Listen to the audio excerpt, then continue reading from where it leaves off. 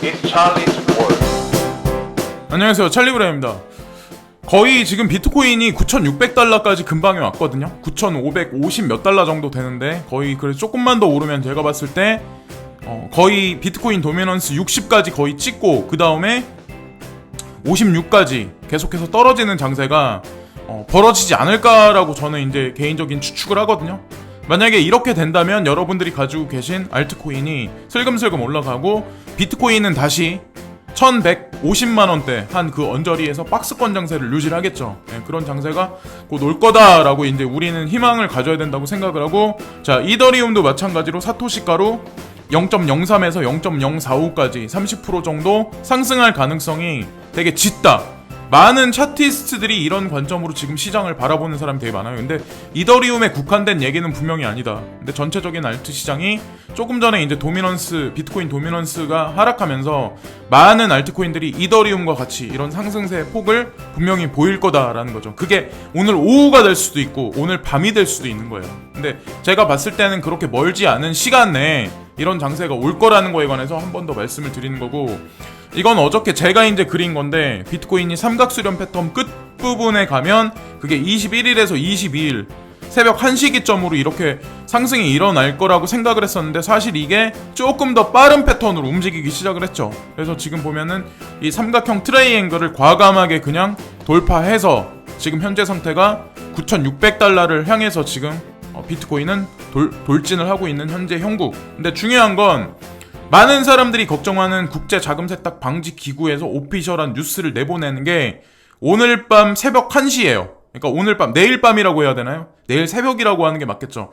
금요일에서 토요일로 넘어가는 새벽 1시 기점. 이때 뭐라고 나올지 모르겠지만 저는 어쨌든 이게 선반영돼서 이미 끝난 문제라고 생각하기 때문에 별다른 일 없이 좋게 긍정적으로 흘러갈 거라고 생각하고, 자, 많은 사람들이 말하는 어떤 그런 게 있어. 왜 내 코인만 계속 떨어질까? 비트코인만 오를까? 왜 지금 보면은 오미세고만 떨어질까? 막 이렇게 간간히 말씀하시는 분들도 분명히 계세요. 근데 왜 다른 코인은 안 보고 왜 내 코인만 바라볼까요?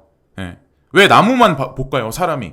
경치를 볼 때는 전체적인 어떤 그런 걸 봐야 되지 않을까요? 전체적인 어떤 숲을 봐야 되지 않을까요? 해안가라면 바다하고 같이 숲하고 전체적인 경치를 봐야 대충 흐름이 어떻게 간다고 하는 거를 알 수 있지 않을까요? 왜 내가 가진 XRP만 떨어질까? XRP도 거의 지금 보면은 전저점, 저항선 근간까지 거의 다 왔어요. 지금 보시면 XRP, 자, 이더리움도 마찬가지로 지금 보시면 차트적인 관점으로 따졌을 때 거의 전 저점 부근까지 다 왔어요. 그러니까 제가 첫 번째 사진에서 말씀드렸다시피 그 파라볼릭에 의하면 비트코인이 도미넌스가 어느 정도 리치를 찍고 이제서부터 하락할 확률이 시간이 흐르면 흐를수록 조금 더 높아지는 시간으로 점점 가고 있는 거예요. 알고 보면. 자, 그거는 지켜보시면 되고, XLM, 스텔라 루멘도 마찬가지로 지금 썩 좋지가 않아. 그래서 이 차트를 보면은 헤드앤숄더가 아닐까, 여기서 급락하지 않을까라고 말씀하시는 분들이 있지만 XLM도 상당한 포텐셜을 가지고 있는 코인이죠. IBM이 뒤에서 밀어주고 있고, 자, 그래서 XLM도 마찬가지로 지금 여러분들한테 보여드렸던 시총 높은 코인들 XLM, 그리고 보시면 이더리움, XRP 다 마찬가지 차트적 관점으로 거의 저항선까지 거의 왔다. 전저점까지 왔다. 그거는 뭘 뜻할까요? 아까 비트코인 도미넌스 보여드린 거랑 같이 매칭해서 한번 생각을 해보세요. 각자 생각해볼 문제고, 자, 드롭골드라는 캐치플레이즈로 그레이스케일 자산운용사에서는 오늘도 계속해서 광고를 계속해서 하고 있어요. 자, 드롭골드 뜻하는 게 뭘까요? 금을 떨어뜨린다. 금값이 떨어진다. 이런 얘기잖아요. 자, 근데 지금 보면 어저께 밤에 골드하고 실버 가격이 갑자기 급등을 했어요. 그래서 제가 1365달러를 넘으면 추세 전환이 될 수도 있다라고 말씀을 드렸는데, 자, 1389달러야. 근데 제가 한 가지 계속해서 말씀드릴까요? 제가 이 금가격하고 은가격은 제 채널 유지하는 동안에 계속해서 보여드릴 거예요. 일정 수준 이상은 절대로 못 넘어요. 금은. 제가 다음 카페에 홍두깨 있거든요. 금과 은, 달러. 그래서 홍두깨님이 그분이 아마 거기 방장님이실 거예요. 그래서 저도 거기서 글을 상당히 오랫동안 되게 많이 올렸었어요. 제가 쓰는 글을 좋아하는 사람도 많았고, 제가 그리고 금은 투자하는 거를 한 7년에서 10년 정도 가까이 계속해서 했었거든요. 제가 28, 29살 때부터 계속 했었거든요. 금은 투자를. 네, 그래서 이거에 대한 어떤 그 자료나 이런 것도 상당히 많이 봤었어요. 제로헤치나 블룸버그 뭐 이런 거부터 해가지고 찌라시성 기사라든가 뭐 JP모건 관련해서 은 관련해서라든가. 근데 어쨌건 끝까지 지켜보세요. 네, 그래서 어저께 설날발 친 사람도 아마 분명히 있을 거야. 야, 이제 금이 폭등하는구나. 근데 제가 말씀드렸죠. 만약에 어저께나 그저께 일주일 전 가격에 산 사람이 20%가 오른 가격, 지금 여기서부터 1680달러. 얘 팔아야 본전이에요. 업자한테 수수료 주고. 그래서 그거를 한번 보셔야 된다는 거고. 자, 그래서 별로 득이 없다. 자, 다우존스, 나스닥, S&P 500 지수는 다시 순풍을 달고 지금 계속해서 올라가고 있어요. 근데 저는 펀더멘탈이 없기 때문에 속빈 강정이라고 생각을 하거든요. 자, 달러 인덱스는 지금 보시면 96.63. 달러가 그냥 그렇게 지금 흘러가고 있어요. 어쨌든 지금 보면은 이 주식 장세는 전 세계가 아마 마찬가지겠지만 연준에서 금리에 관해서 방향성을 이미 시사를 했기 때문에 기관 투자가들 같은 경우는 이런 식으로 움직일 수밖에 없죠. 근데 어쨌든 중요한 건 기관들은 아마 서서히 많이 빠져나왔을 거예요. 이미 작년 연말부터 지금까지. 앞으로도 마찬가지고 어느 순간까지는 계속 빠져나올 거라 생각을 하고. 자, 아까 달러 인덱스를 보여드렸죠. 96.67인가 됐었는데, 자, 여기 보시면 원달러 환율 1161. 변한 건 없어요. 여기서. 자, 한 달 전에, 정확히 지금서부터 한 달 전이죠. 5월 20일 정도. 그때 언저리에 한 달 전 가격이 1889원이었어요. 그때 사람들이 막 그랬죠. 달러가 폭등한다. 달러가 1200, 1500원 넘어서 연말 되면 1800원 갈 거다. 나는 달러를 사모아야 된다. 그리고 모든 전 매스컴들이 그런 식의 얘기를 되게 많이 했어. 한국의 외환위기가 닥칠 거다. 그래서 달러 통장을 만들어서 거기다 달러를 많이 사 모아야 된다. 근데 이게 외환 투자가 사람들이 잘 모르는 사람들은 모르는데 이게 그렇게 쉬운 게 아니에요. 이 추세를 본다는 게 이 환율을 보고 내가 투자를 한다는 게 상당히 어려운 거예요. 얼마나 많은 사람들이 이때쯤, 그러니까 예를 들어서 이때쯤 산 사람이 얼마나 많은 사람들이 매스컴에 당하고 유튜버들한테 당해가지고 피해를 얼마나 많이 봤을까요? 그 사람들이. 자, 지금도 앞으로 얼마나 많은 사람들이 달러가 폭등할 거다라고 얘기를 할까요? 근데 저는 아니라고 보거든요. 달러는 단기적으로는 또 한 번 오를 수는 있지만 지속적으로는 점점 값어치를 잃을 수밖에 없어요. 구조 자체가 현재 그렇게까지 와 있다. 자, 원화 대비해서 미국 달러, 일본, 유럽, 유로, 그리고 위에나, 영국 GBP, 파운드, 캐나다 달러, 호주 달러, 자, 뉴질랜드 달러. 변동수는 별로 없어요. 어차피. 제가 봤을 때는 변동수가. 그래서 어쨌든 중요한 건 대한민국에 사시는 거에 관해서 자부심을 느끼고 오히려 미래 비전을 갖고 계시는 게 낫지. 제가 다 둘러본 결과, 이 나라 저 나라 호기심 차원에서 다 둘러본 결과 솔직히 툭 까놓고 말씀드리는데 별 볼 일 없어요.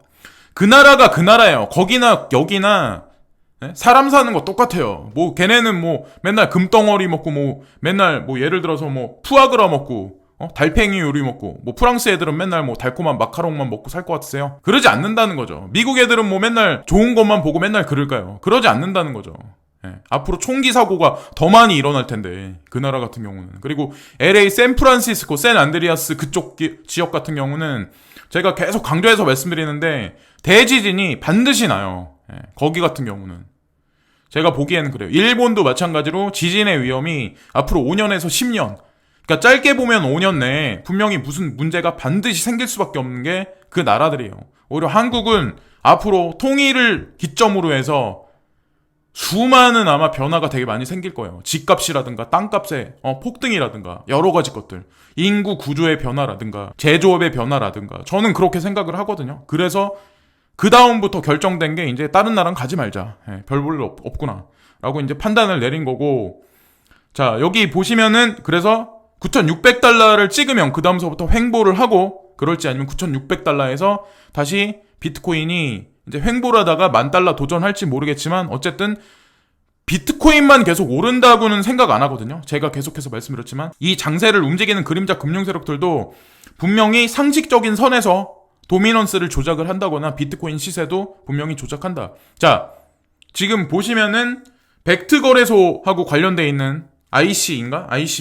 거기도 있죠. 근데 거기서도 그 알트코인을 30개인가 아마 포트폴리오를 넣어가지고 나중에 그거를 샘플링하고 돌려가지고 그거를 트레이딩 거기다 집어넣겠다고 발표를 했었거든요. 자, 그러기 위해서는 비트코인만 살릴 수 없는 게 이 시장 구조라는 거죠. 그래서 이거를 9,600달러를 지금 환율로 따졌을 때 1,161원으로 환산했을 때 프리미엄 전부 다 깎아내고 1,150만원 지점이에요. 근데 지금 보시면은 제가 알기로 여기까지 거의 다 왔거든요. 그래서 알트코인이 아마 다시 한번 오를 확률이 내가 봤을 때 시간이 흐르면 오후 쪽으로 가면서 넘어가면서는 아마 다시 한번 오를 확률이 높고, 그러면서 시장 전체가 붉은 기운이 돌 수 있지 않을까라는 제 개인적인 생각을 하고, 이더리움 클래식이 지금 이런 와중에 생각보다 되게 선방을 되게 잘하고 있어요. 자, 차트가 깨지지도 않았어. 별로 하락도 안 했어. 알고 보면 원화로 환산했을 때는. 자, 그러니까 왜 그럴까요? 이더리움 클래식은. 제가 왜 사서 모아야 하는지 분명히 말씀을 드렸고, 이더리움 클래식 포텐셜이 분명히 있을 거다. 뭔가 한 방이 있을 거다. 라고 말씀을 드렸었어요. 자, 차트가 그거를 보여주고 있어요. 지금 현재 상황이. 자, 어쨌든 저도 현금이 있다면 한번 사모을 생각이 있고, 자, 보면은 XMR, 모네로 같은 경우 지켓씨가 먼저 출발했었고, 모네로, 익명성 코인의 두 쌍두마차가 움직이기 시작을 하죠. 지금은 지켓씨는 계속해서 상승을 했기 때문에 조정 장세가 반드시 있어야 되고, 조정이 있은 후에 다시 한번 지켓씨를 매집하려는 트레이더들이 상당히 많이 지금 밑에다 걸어놓은 사람이 또 많아요. 자, 모네로 같은 경우도 마찬가지로 익명성 코인, 링 시그니처 기술의 대표적인 그 기술을 구현하는 코인사야. 근데 국제 자금 세탁 방지 기구에서 익명성 기술에서 규제를 하기 때문에, 자, 지켓씨나 모네로가 지금 오를까요? 이게 설거지일까? 아닐까? 오늘 밤을 지나서 한번 모두 다가 한번 지금 내일 보시죠.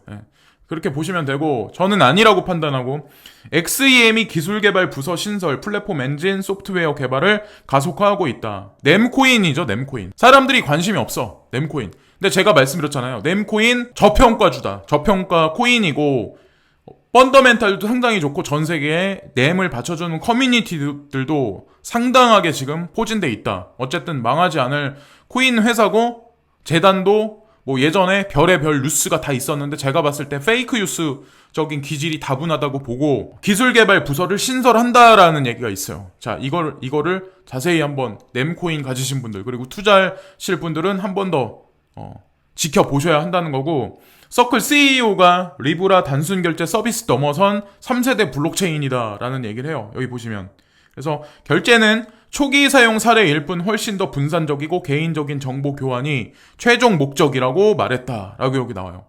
자, 이 얘기만 보면 사람들이 어떤 생각을 하냐면, 특히나 이제 리플 가진 사람들이 내 리플은 괜찮을까? 이 지금 여기서 리브라가 나오면 어떻게 될까? 걱정하시는 분들. 근데 그렇게 걱정하려면 제가 말씀드리지만, 뭐하러 여기 이 바닥에 와서 뭐하러 투자하냐는 거죠. 그 정도 확신도 없다면.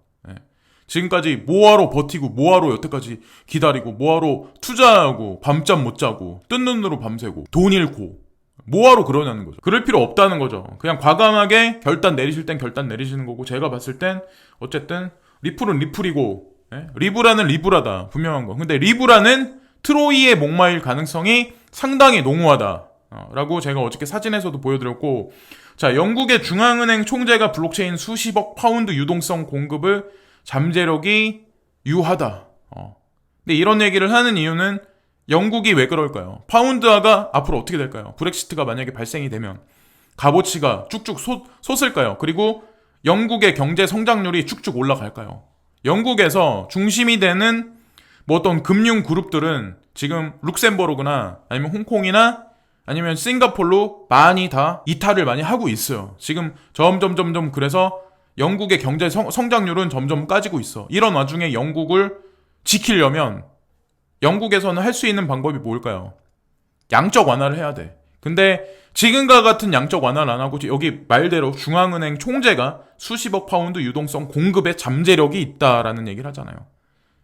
결국에는 블록체인, 암호화폐, 암호 자산으로서 양적 완화를 하겠다는 얘기를 우회적으로 얘기하는 거예요. 우회적인 표현일 뿐이지. 결국에는 제도권 수용이 전 세계가 그렇게 될 거다. 그리고 영국이란 나라는 미국이 기축통화국이 있기 전에 영국이란 나라가 전 세계 기축통화국이었어요. 상당히 오래 기간 동안, 100년 동안. 그 전에는 포르투갈인가 그랬던 나라의 중앙은행 총재가 이런 말을 했다는 거에 관해서 우리가 한 번 더 새겨봐야 되고, 중국의 유명 경제학자가 리브라가 새로운 세계화폐 중국이 선제적 대응해야 한다고 주장했다라는 그런 얘기가 있는데, 자, 이 얘기를 딱 보고, 그리고 여기서 미국 하원이 금융서비스위원장이 리브라가 달러와 경쟁 허용 안 돼라는 얘기를 해요. 자, 어폐가 있지 않아요? 중국에서는 리브라를 볼 때 경계 대상으로 보는데, 미국 내에 있는 금융서비스위원장은 달러와 경쟁 허용 안 돼라는 얘기를 해요. 그럼 이 뉴스가 팩트일까요? 거짓일까요? 이들은 그거를 모를까요? 앞에서는 페이스북을 견제하는 것 같이 하지만 사실 이면에는 페이스북을 알게 모르게 키워주고 있을 수도 있다는 거죠. 그러니까 뉴스 100% 보면, 자, 방금 전에 중국 경제학자가 얘기한 거랑 여기 미국 하원 금융서비스 위원장이 얘기한 거랑 이 문장을 말 어구를 가만히 이렇게 매칭시켜서 오버랩해서 한번 봐보세요. 느낌이 딱 나오지 않으세요? 자, 그리고 제가 끝으로 딱 말씀드리고 싶은 건 뭐냐면, 지금 암호화폐 장세가 안 좋아. 내가 가진 뭐 리플이 안 올라, 뭐 오미세고가 안 올라, 비트코인만 올라. 비트코인 캐시도 맨날 그 자리에 있어. 그냥 에이다도 그냥 뭐 계속 그 자리에 있어. 바위돌같이 올라가지도 않고 그냥 계속 떨어지고 짜증나죠. 예? 근데 보면은, 자, 보시면은 달러, 유로와 위에나, 엔화, 파운드, 전 세계에 있는 SDR, IMF, SDR 통화 바스켓이에요. 여기 나와 있는 거는. 자, 미국이 지금 보면 달러가 연말에 가서 금리 인하를 해. 그리고 양적 완화를 해. 그럼 달러의 값어치가 어떻게 될까요? 근데 중요한 건 41.73%나 지금 전체적인 면적을 차지하고 있고, 영국이 브렉시트를 통해서 유로에서 빠져나간다. 그러면 스페인, 독일, 이탈리아 이런 나라들은 유로에서 가만히 있을까요? 결국에는 문제가 생겨. 근데 지금 현재로서는 30.93%나 차지하는 전 세계 통화 바스켓을 차지하고 있어요. 이 두 개의 나라, 다시 한번 강조해서 말씀드리지만 72%, 73%나 돼요. 거의 전 세계 통화 사용량 비중에서 보면. 근데 위에나는 10.92%밖에 안 돼. 근데 제가 중국이 2030년 가서는 GDP, GNP가 미국을 뛰어넘을 거다라고 말씀드리고, 인도가 2위를 차지할 거다라고 말씀드린 게, 중국이 그렇다고 기축통화국이 된다, 중국이 패권을 잡는다라는 얘기가 아니야. 그거를 사람들이 그러니까 좀 약간 오바해서 받아들이는 사람이 상당히 많은데, 왜 그런지 모르겠지만, 자, 제가 보는 거는 다극체제로 간다는 얘기예요. 지금 1극 체제에서. 자, 미국이 패권 주도국이야. 거기서 다극체제로 간다는 의미예요. 다극체제. 다극체제란 그 말에 한국어적인 어감 표현으로 그거를 잘 받아들이셔야 된다는 거예요. 근데 위에나가 그러면 과연 기축 통화가 될까요? 그런 건 아니라는 거죠. 자, 달러, 유로, 그리고 위에나, 엔화, 파운드, 이 통화 바스켓에 있는 여러 가지 통화들은 결국에는 블록체인 안에 녹아들어서 그게 단일화를 위해서 가고 있는 거예요. 단일화. 정부도 지금 보면 세계 각국 정부가 다 나뉘어져 있어. 원래는 G7이 위주였는데 지금 보면 G7에서 중심이 G20 쪽으로 계속해서 변화하고 있어요.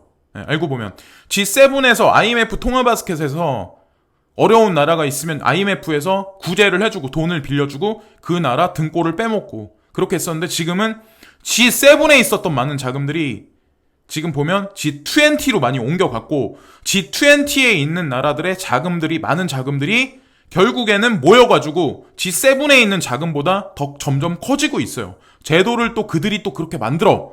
그 얘기는 뭘 뜻하냐면, 전 세계가 미국 주도의 어떤 그런 체제에서 다극체제 쪽으로 변한다는 거야. 근데 거기에 선봉이 되는 거는 중국은 아니라는 거죠.